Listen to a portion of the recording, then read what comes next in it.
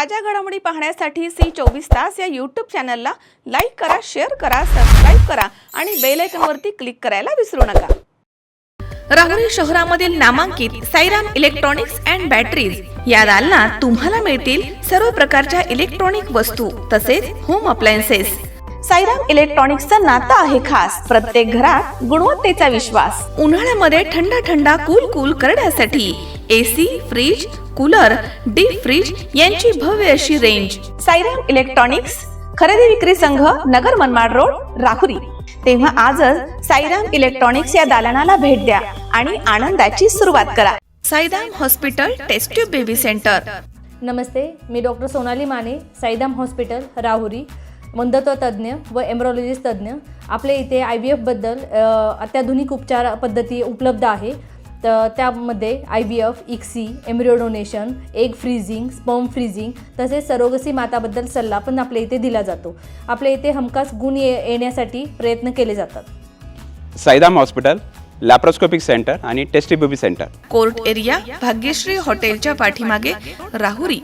पाठदुखी, कंबरदुखी, खांदादुखी, सांधेदुखी तसंच मणक्याच्या आणि पॅरालिसिस आजारांपासून डॉक्टरकडे जाऊन वैतागले आहात का? तर आहे ना राहुरीमध्ये आयुर्वेदिक खात्रीशीर उपचार। Doctor Melavane hospital and spine care therapy centre, Rahuri bus stand समोर। डॉक्टर केतन धनंजय मेळवणे, संपर्क 9890 42 52 40। 25 वर्षाची परंपरा, डॉक्टर मेळवणे हॉस्पिटल। गोमातेला संविधानिक दृष्ट्या राष्ट्रमाता म्हणून मान्यता मिळावी आणि संपूर्ण भारतात गोहत्या बंदीसाठी कडक केंद्रीय कायदा संमत व्हावा या मागण्यांसाठी सकल हिंदू समाजाच्या वतीनं गो सन्मान आवाहन अभियान अंतर्गत निवासा तहसील कार्यालयावरती मोर्चा काढण्यात आला होता। गोमाता सन्मान अभियान अंतर्गत सह्यांचं निवेदन देण्यासाठी काढण्यात आलेल्या मोर्चास निवासा शहराचे ग्रामदैवत श्री मोहिनीराज मंदिर इथून संत महंत वारकरी आणि सकल हिंदू समाज बांधवांच्या सहभागानं प्रारंभ करण्यात आला। मोर्चा नेवासा तहसील कार्यालय इथे दाखल झाल्यानंतर तहसील आवारामध्ये अनेकांनी आपलं मनोगत व्यक्त केलं। तर यावेळी देवीदास महाराज मस्के, उद्धव महाराज मंडलिक, महंत ऋषिकेश महाराज, शुभम महाराज कांडेकर, महंत अवेराज महाराज, आमदार विठ्ठलराव लंघे यांची भाषणं झाली आहेत। संत महंतांसह नगराध्यक्ष करणसिंह गुले, भाजपचे नेते सचिन देसरडा यांच्या हस्ते तहसीलदार डॉक्टर संजय बिराजदार, पोलीस निरीक्षक सागर डिकले यांना निवेदन देण्यात आलं। मोर्चामध्ये लक्ष्मण महाराज नांगरे, ज्ञानेश्वर महाराज हजारे, नामदेव महाराज कंधारकर तसेच रमेशानंद महाराज, लक्ष्मीकांत महाराज जोंधळे, दत्तगिरी महाराज यांच्यासह नागरिक उपस्थित होते। परमात्मने प्रंत क्लेशनाशाय गोविंदाय नमो नमः। आपल्या या पूर्ण भारतवर्षामधून सर्वच तालुक्याच्या ठिकाणावरून, मोठ्या मोठ्या शहरांच्या ठिकाणावरून गौमातेच्या संरक्षणासाठी, गौमातेला राष्ट्रमाता घोषित करण्यासाठी जे काही कत्तलखाने आहेत, आपल्या अनेक ठिकाणी कत्तलखाने आहेत, तर त्या कत्तलखाने, अवैध कत्तलखाने आणि सर्वच कत्तलखाने बंद व्हावेत, गौमातेचं संरक्षण व्हावं यासाठी आपल्या या नेवासा नगरीमधून संपूर्ण तालुक्यातून सर्व संप्रदायाचे परंपरेचे महाराज मंडळी, सर्व भक्तगण, गौरक्षक, बजरंग दल व सर्व रामराज्य उत्सव समिती सर्वच या ठिकाणी परमपूजनीय देवगडचे बाबा, परमपूजनीय वंदनीय गुरुवर्य भास्करगिरी बाबा यांच्या मार्गदर्शनाखाली ही रॅली या ठिकाणी आपण काढली आणि प्रशासनाला, शासनाला, या सर्व या कार्यकारभाराला आपण जो काही नोंदणी करून लेखी स्वरूपामध्ये निवेदन या ठिकाणी आपण सर्वांच्या वतीने देत आहे। आणि नक्कीच या प्रत्येक गावागावी शहरामधून हे जे काही नियोजन जात आहे त्या निवेदनाला भारत सरकारने व सर्व सरकार मान्यता व गौमातेला राज्यमाता, राष्ट्रमाता घोषित करून अवैध कत्तलखाने बंद व्हावे अशी या सरकारकडे विनंती करतो। थांबतो। रामकृष्ण हरी। तीर्थक्षेत्रामध्ये नेवासा तहसील कार्यालय आणि पोलीस स्टेशनपर्यंत आपण सर्व आध्यात्मिक मंडळी या भारतमातेवर, गोमातेवर, या संस्कृतीवर प्रेम करणारे सर्व साधू संत, त्याचबरोबर सर्व वेगवेगळ्या धार्मिक पंथाचे अनुयायी सर्वजण यासाठी उपस्थित आहोत की आपला भारत देश हा कृषीप्रधान आणि ऋषीप्रधान देश आहे। ऋषींनी दिलेल्या संहिता आणि ग्रंथ, त्याच्या तत्त्वज्ञानावरती आपल्या देशाची हजारो वर्ष वाटचाल झालेली आहे। आणि कृषी संस्कृतीतूनच खरं या भारताचा विकास झालेला आहे आणि ही कृषी संस्कृती तिच्या मुळाशी गोमाता आहे. आजही आपण संपूर्ण विज्ञानाच्या कसोटीवर पाहतो की गाईचं दूध, गाईचं तूप, गाईचं गोमूत्र, गाईचं शेण, अर्थात आपल्या देशी गाईचं, गावरान गाईचं गोमूत्र, शेण आदी जे आहे ते सर्वच अनेक गोष्टीनं मानवी जीवनासाठी उपकारक आहे.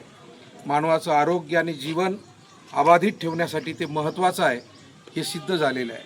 आणि म्हणून आज नेवासा तालुक्यातील सर्व साधू संत, सर्व आध्यात्मिक आपण भक्त भाविक मंडळी गुरुवर्य श्रद्धेय भास्करगिरीजी महाराजांच्या आधिपत्याखाली एकादशीचं आजचं औचित्य साधून आज सरकारला हे निवेदन देत आहोत की गोमातेला राष्ट्रमातेचा दर्जा मिळावा आणि गोहत्या ही संपूर्णतः बंद व्हावी. कारण गोमाता जगली तरच हा देश, ही संस्कृती टिकेल.